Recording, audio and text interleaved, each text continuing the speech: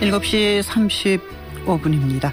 정부가 어제 메르스 치료체계로 3중 시스템을 발표했습니다. 첫 번째, 확진받은 환자를 치료하는 병원, 그리고 의심이 가는 환자, 노출됐던 그 환자라고 말할 수 없는 노출됐던 사람을 진료하는 병원, 그리고 이제 일반 그냥 감기라든가 일반 질 환자는 안전한 병원, 이렇게 이제 세 분류를 했는데, 이미 메르스 확진자가 치료하는 병원으로 지난 5일 중앙 거점 의료기관으로 지정된 게 국립중앙의료원입니다.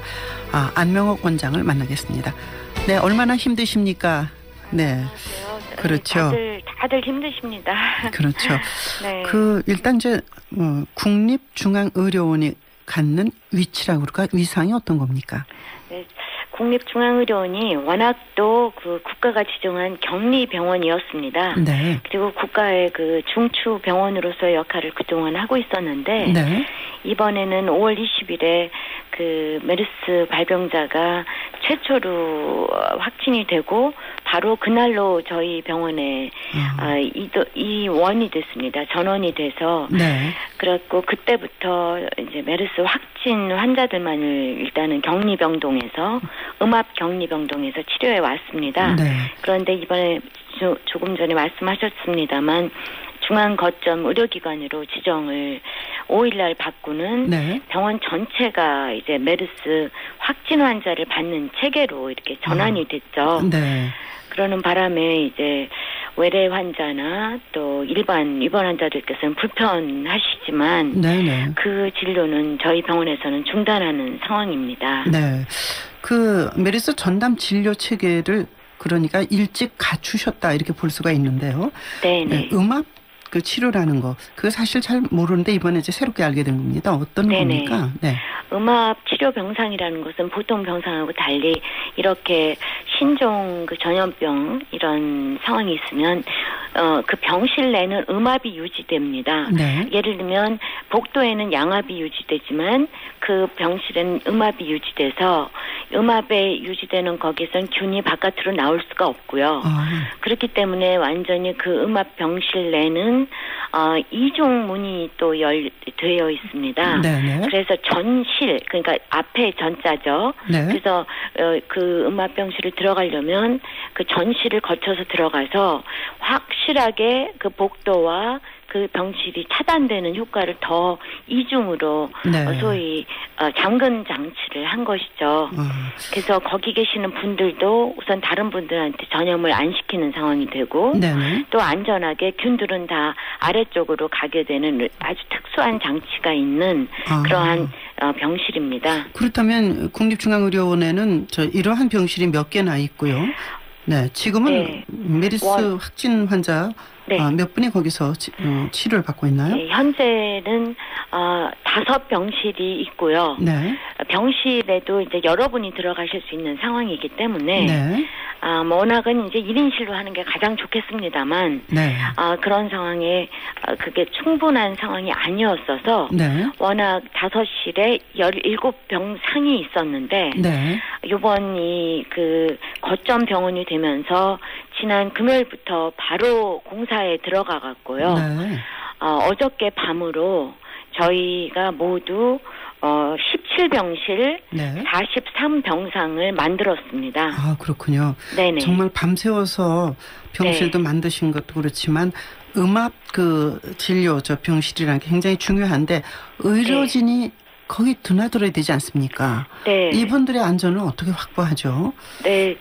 지금 이렇게 화면들에서 보시면 방호복, 네, 보호복을 입으신 분들, 그러니까 혹시 이번에 에볼라 사건 때 보셨던, 네, 그러한 완전 중무장을 하고 들어가시는 상황이 됩니다. 왜냐하면, 네, 아직은 이 메르스 바이러스가 어떤 건지 전 세계적으로도 안 알려져 있기 때문에, 네, 네, 그래서 그런 방호복을 입고 가시면, 저도 입고 들어가 봤습니다만 30-40분만 있어도 뭐 온몸이 땀으로 젖습니다. 그렇죠. 그런데 이제 2-3시간씩 거기서 환자들을 돌보고 나와야 되는 분들, 그다음에, 네, 의료진들 가서 또 예를 들면 호흡이 곤란하신 분들한테는 저희가 소위 말하는 인공호흡기를 달아야 될 때는 또 정말 온갖 그 술기를 하실 때 그렇죠. 진짜 힘도 들고 이러한 상황으로 일단은 방역 수준은 최고로 해서 우리 의료진들의 안전도 보호를 해야 되는 상황이기 때문에 그렇죠. 그렇게 저희가 하고 있습니다. 네. 지금 이제 그리고 조금 전에 말씀 아마 궁금하셨을 건데 저희는 현재는 8분의 환자를 보고 있습니다만 그동안은 모두 11분의 환자를 봤습니다. 최초의 퇴원 환자를 그쪽에서 배출하신 거 아닙니까? 네네. 그 치료 과정이 어땠고 그 퇴원한 환자를 기준으로 좀 설명을 해 주십시오. 저는 우리 박 선생님께 꼭 오늘 말씀드리고 싶은 것은 제가 박 의원님이라고 하고 싶은데 여기는 또 방송이라 근데 그런 상황에서 사실은 꼭 말씀드리고 싶은 게 너무나 이거를 무서워하지 않으셨으면 좋겠어요. 그 두 번째 환자이신 그분이 이제 완치돼갖고 첫 번째로 완치된 환자가 되셨는데요. 그분은 사실은 평소에 건강도 하셨지만 오셔갖고 사실은 열만 나셨어요. 기침도 없으셨고요.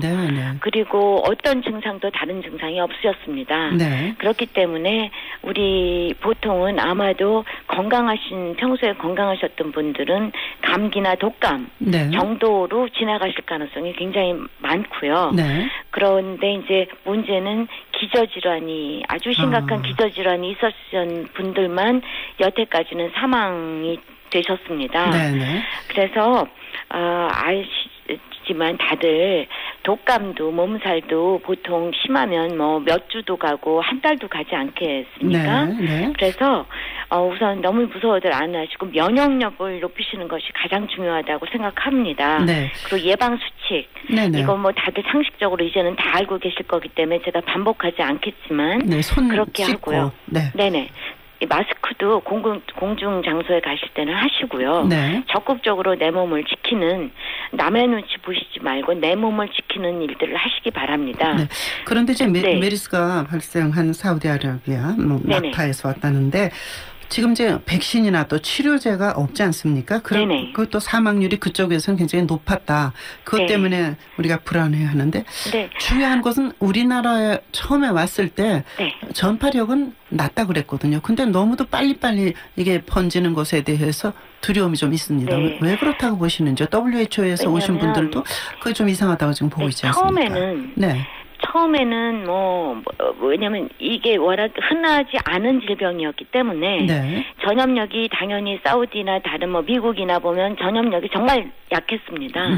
그렇기 때문에 그 당시엔 그렇게 말할 수밖에 없었고요, 학자들이. 그런데 우리 상황에서 이 관찰을 해보면 우리는 조금 다른 그 사회적인 문화, 병원 문화가 조금 다른데 이러한 것들을 고려할 수 없었던 거죠. 어떤 누구도. 그런데 이번 관찰을 해보면 예를 들면 지금 병문안 가셔서 지금 전염이 되신 분들이 있지 않습니까? 이러한 것들 그래서 사실 오늘 예방 수칙의 하나로 사실은 병문안들 가시지 않았으면 좋겠고요. 전화로 얼마든지 아주 안부 전화하실 수 있으니까요. 병문안 문화 그다음에 환자와 환자 사이가 우리나라는 다인실이라 바로 전염이 가능한 그 위치들에 있습니다. 그래서 이러한 것들을 고려하여 이번에 학문적으로도 이 메르스의 전파라는 것에 대해서 새로운 아마 결론이 나올 것 같습니다. 그런데 꼭 하나 강조하고 싶은 것은 여태까지 이제는 우리 환자들이 많아져갖고 한 1,200명이 넘어졌는데 그런데 확진 환자들을 갖고 연구한 것에 의하면 사실은 무증상, 증상이 하나도 없는 검체에서는 확진이 되는 환자들이 25%나 됩니다. 그래요? 그렇기 때문에 너무 공포스러워들 안 하셨으면 좋겠다라는 생각이고요. 얼마든지 아까 사우디에서는 40% 정도의 치사율이 있다고 했지만 우리 미국에서는 0%고요. 우리 상황은 또 사망자들이 기저질환이 있으셨다. 아주 중증 기저질환들이 있으셨습니다. 네. 네. 그랬고 우리 상황에서는 아시겠지만 엄청나게 우수한 의료 수준을 우리나라는 확보하고 있습니다. 네. 네. 그렇기 때문에 조기 발견만 가능하다면 네. 얼마든지 치료도 가능하고 아주 네. 약하게 독감 정도로 앓고 가실 가능성이 많다는 것을 네. 국민 여러분들께서 꼭 좀 마음에 담아주셨으면 좋겠습니다. 네. 안명욱 박사께서는 일찌감치 그 선진국에 가서 의료 선진국에 가서 공부를 많이 하신 분이니까 믿겠습니다. 그 여성으로서 국립중앙의료원장이 되신 거의 최초의 분이 아닌가 싶은데 이번 메르스 사태를 잘 넘고 잘 해주시기 바랍니다. 네, 고맙습니다. 네, 대단히 감사합니다. 네, 고맙습니다. 안명욱 국립중앙의료원장이었습니다. 7시 45분입니다.